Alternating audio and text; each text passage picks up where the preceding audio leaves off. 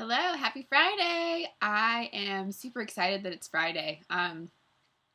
Just because on Fridays I get Chick-fil-A delivered to my house for breakfast, and so I had my breakfast sandwich and my hash browns, and I've got my coffee, so I'm very excited and ready to read with you guys today. Also, I just had a meeting with all the teachers from Garrett.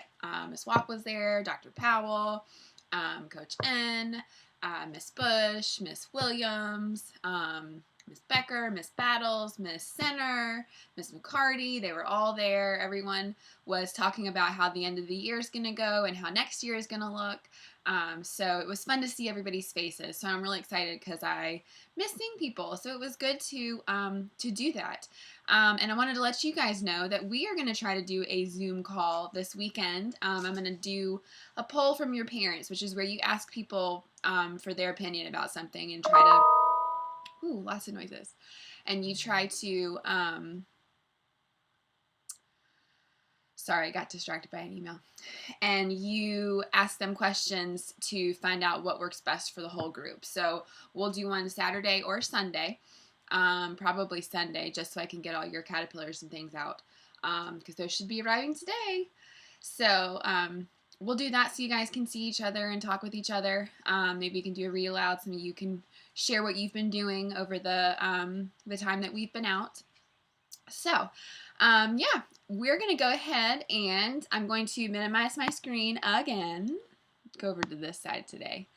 So we can go ahead and start with the next chapter in our book, chapter 13, The New Teacher. So we know that Mr. Gorf is gone. His nose was taken by Miss Mush, and he is out the door and gone. He was not a good teacher. So now they have a new teacher, and here she is right here. So let's go ahead and get started. You can just listen, you can read along with me, or you can mute me and pause the screen and read the book on your own. Okay? All right, chapter 13, The New Teacher. The new teacher entered the classroom carrying a big blue notebook stuffed with papers. She had white hair and wore glasses. She was a lot older than anyone else in the class. She took a big breath. My, it's tiring walking up all those stairs, isn't it? She said. Nobody said anything. They just stared at her. She set her notebook on the teacher's desk. My name is Mrs. Drazil, she said, and I'm not from Brazil. She smiled at her little joke. Nobody else smiled. After Mrs. and Mr. Gorf, they didn't trust teachers. Drazil, thought Dee Dee. Where have I heard that name before? Where are you from? Asked Leslie. Actually, I was born not too far from here, said Mrs. Drazil. Then why'd you say you came from Brazil? Asked Benjamin. No, I said I wasn't from Brazil, said Mrs. Drazil. Have you ever been to Brazil? Asked Eric Fly. No, explained Mrs. Drazil. It was just a little joke. Brazil rhymes with Drazil. I thought it might help you remember my name. Terrence laughed. Ah, Drazil, Brazil, he shouted. That's funny. Several other kids laughed too. But not Dee Dee. She had heard of Mrs. Drazil somewhere. She was sure of it. And whatever she had heard, she was sure it wasn't good. What's a Brazil? Asked Eric Evans. Brazil is the largest country in South America, said Mrs. Drazil. Oh, said Eric Evans. I thought it was one of those things that, women wear, on their bosom. Several kids laughed. No, that's a brassiere, said Mrs. Drazil. There was more laughter. Stephen was shocked. She said brassiere, he whispered, right in class. I know, I heard her, said Jason. But Dee Dee still didn't trust her, even if she did say brassiere right out loud. There was a television show that Dee Dee liked to watch. It was about real criminals. At the end of the show, they always asked the viewers to call the police if they knew where any of the criminals were. Dee Dee wondered if she had seen Mrs. Drazil on that show. Does anybody have any questions they'd like to ask me? Asked Mrs. Drazil. Ron raised his hand. Mrs. Drazil pointed to him. How old are you? Asked Ron. Dana gasped. You're not supposed to ask someone that, she said. Especially someone as old as Mrs. Drazil, said Mac. Mrs. Drazil smiled. I don't mind, she said. I'm 66 years old. You can ask me anything you want. Anything? Asked Joy. I'm a teacher, said Mrs. Drazil. That's what I'm here for. Paul raised his hand. How much do you weigh? He asked. 124 pounds, said Mrs. Drazil. How much money do you make? Asked Eric Bacon. I'm a substitute teacher, explained Mrs. Drazil, so I only make money on days that I teach. Then I make $51.18 a day. What a rip-off, said Jenny. You should make at least 200. That would be nice, said Mrs. Drazil, but I'm a teacher because I love to teach. I love to see young children learn. Joy raised her hand. How many men have you kissed in your whole life? Mrs. Drazil thought a moment as she appeared to be counting on her fingers. 31, she said. Everyone gasped. Dee Dee raised her hand. Mrs. Drazil smiled at her. Yes, the girl in the pretty flowered t-shirt. Have you ever been in jail? Asked Dee Dee.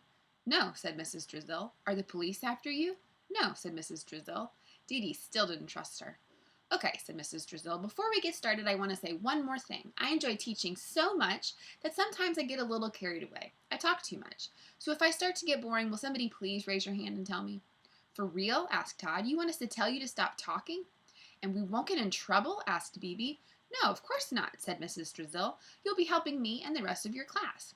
You're not going to learn anything if you're bored. Cool, said Terrence. Oh, I suppose when I first started teaching, I used to be a little more strict, said Mrs. Drazil. I even worried about things like whether my students had clean fingernails or if their shirts were tucked in. She laughed.